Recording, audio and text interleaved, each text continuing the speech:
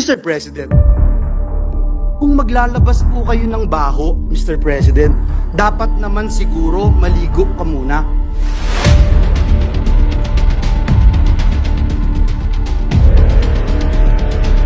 Ang budget ng Pilipinas ay hawak lang ng dalawang tao. Hawak lang siya ni Congressman Zaldico at ni Congressman Martin Romualdez.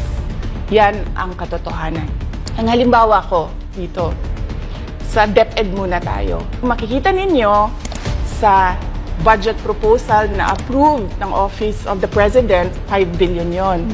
Pero nung lumabas yung GAA o yung budget approved noong 2023, naging 15 billion siya.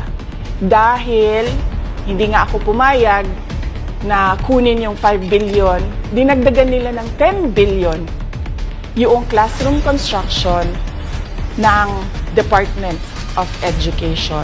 Yung 10 billion na yon hindi kontrolado ng Department of Education. Controlled yon ni Congressman Zaldico at Congressman Martin Romualdez. Ikakalkalin po itong mga atraso niya sa bayan. Ito pong kumpanya niyang SunWest Corporation. True or false? Ito po ba ang isa sa pinakamalaking government contractor sa bansa? Sagot, true. True or false?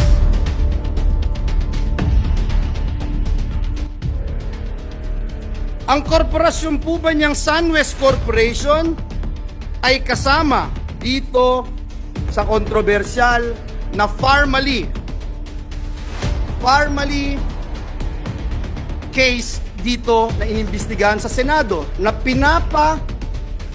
kasuhan ng Senado? The answer is true.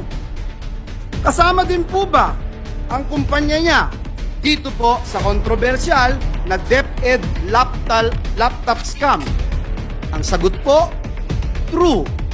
Pinakakasuhan din po ng Senado ang kumpanyang ito. Napakadami pong BIR cases. Madali po maghanap, Mr. President.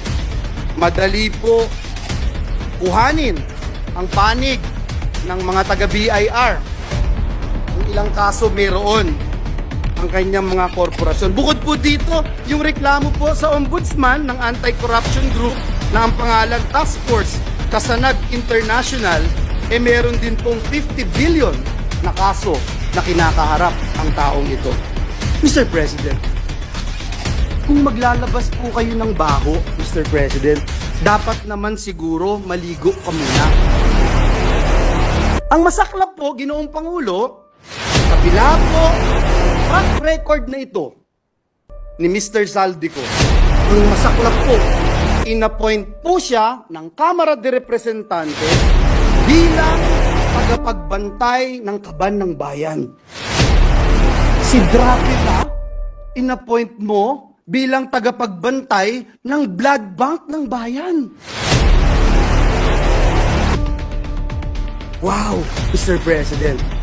Kailan sa kasaysayan ng bayan natin nangyari ang ganitong pagkakataon na isang big-time contractor ang hahawak sa kaban ng bayan? Only in the Philippines, Mr. President.